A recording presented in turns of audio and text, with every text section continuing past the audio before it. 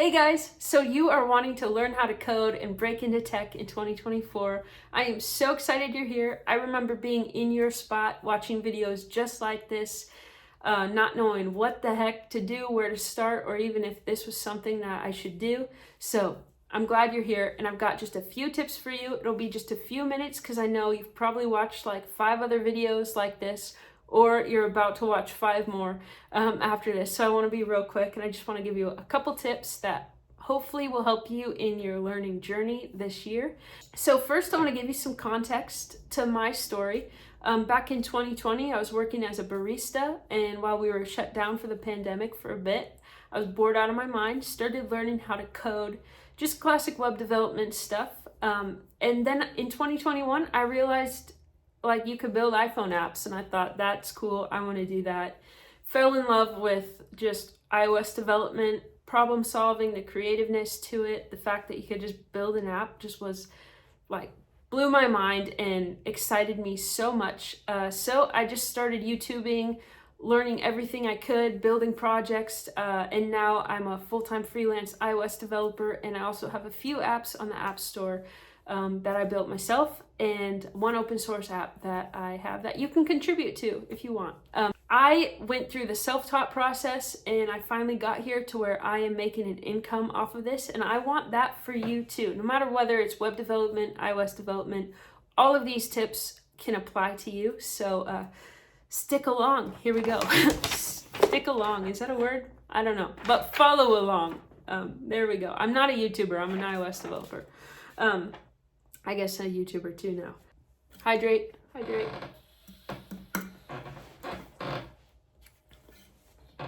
Okay, I've just got a few tips for you, and hopefully it'll help. Number 1 is get connected, whether in person or online. You gotta have people while you're learning. You can ask questions, you can get feedback, etc. So for me, I didn't have in a physical location, didn't know a lot of software developers when I was learning. Specifically iOS developers, I didn't know a single person who did that. I created a at BrickCode's Instagram account, and it was just solely focused on my coding stuff. I remember at the beginning it was really embarrassing. I didn't want anyone, like my real friends, to know I had this because it felt really nerdy.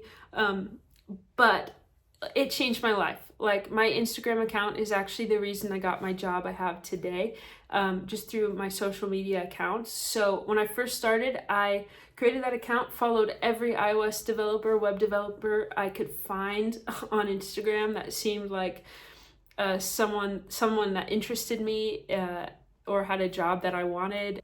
And I would post little photos of like my laptop open in my lap with like my notebook or something. Nothing like the cool desk setup photos you see today. My photos were just like real grainy, real bad. But in the caption, I just write, what I was learning that day and maybe, a few of my goals for the week. And I connected with so many people so fast. And those are the people that I ended up, who ended up later on, I was able to ask questions when I was stuck. I was able to send my resume to and get feedback. I was able to really network, and it's kind of through social media is how I got my job, is somebody saw my portfolio, and I've gotten lots of freelance jobs through social media. So that's my first tip, is just share, whether it's with people around you or people online. Share what you're learning. Find people you can ask questions. You can get feedback from that know that field. That maybe you're a web developer. Find people who are web developers you can ask questions with. If you're an iOS developer, same thing. Find iOS developers you can connect with. It's always me. Number 2 is set a schedule for yourself. As you're learning, it can be discouraging at times because you might not understand everything. And in those times, it's easy to give up and maybe not study for a few days because you don't want to. My suggestion for you is to set a schedule. Maybe it's an hour a day that you're going to code, or maybe it's 30 minutes a day, or maybe every other day you're going to dedicate to code or working on a course.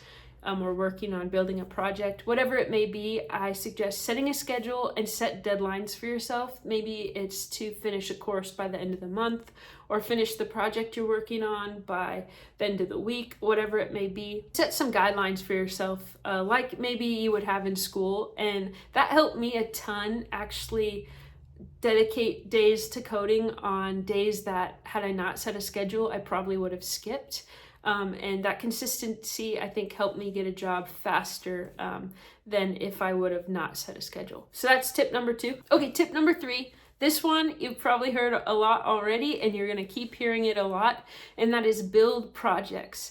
As you start to learn how to code and learn different things, you're going to be watching a lot of tutorials or reading tutorials, and you're going to be copying a lot of code, and copying a lot of projects. Well, once you feel comfortable, start to build your own projects. So maybe it's taking the concepts from a tutorial and turning it into something that's your own. Maybe you have a passion for soccer.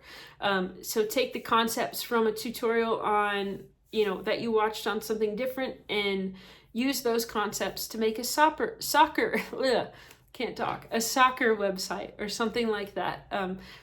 Mainly build little projects. They don't have to be full shippable websites or apps, but it could even be just a little animation. Just build little things along the way, things that you can add to your portfolio, things that you can share with people online.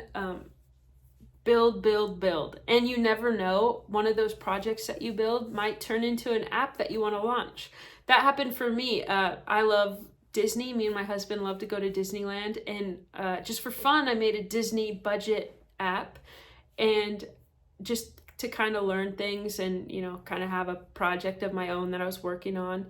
And I realized, oh my gosh, I could ship this to the App Store. So I did. And now it's not a massive moneymaker, but it's just fun to have your work out there on the App Store. So that's tip number 3, is to build projects. Number 4 is apply sooner than you think.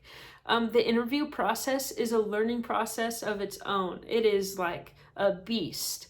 Not to scare you, but interviews are so intimidating. You probably already know that. It doesn't really matter what field you're in. Interviews are just scary.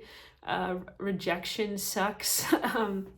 So I encourage you, even if you think you're not ready for a job yet, start applying. It'll help you weed out your resume, what works, what doesn't work, how do I answer questions, how do I talk to recruiters, how do I sound more confident.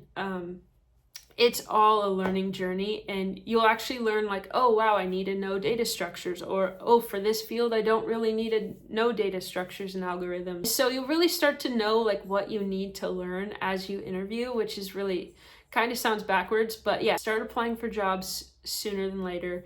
It'll help you learn how to interview, which is really important. Okay, number 5 is share your work, and this one is what got me a job.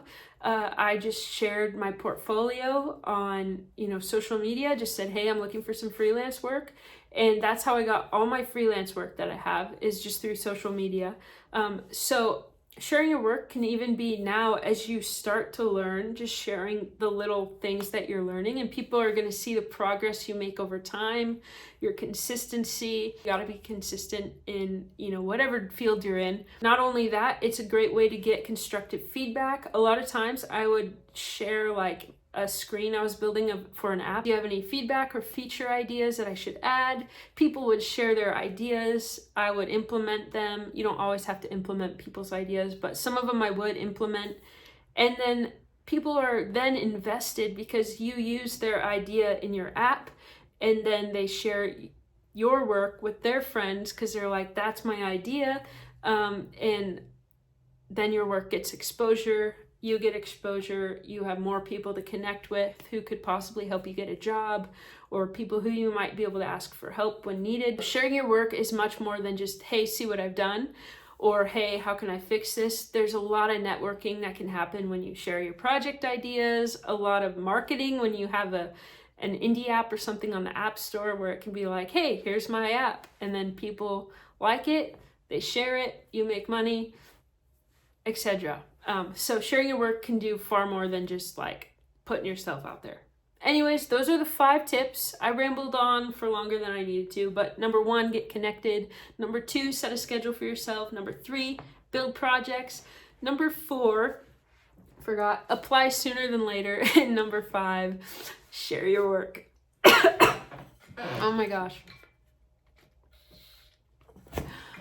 This is like take 6. And my throat's super dry, so this is what you're getting. Oh, my eyes are watering. It's so dry in here. Winter, am I right? Anyways, this is the one you're getting. So I apologize. Hopefully these tips helped you today. I'm so excited for your future. If you're an iOS developer, or if you're looking to, get into the software development field, feel free to reach out to me. Ask me any other questions. I'm here to help you. I don't know everything, but what I do know, I'd love to share. So have a great day, enjoy learning, and see you next time.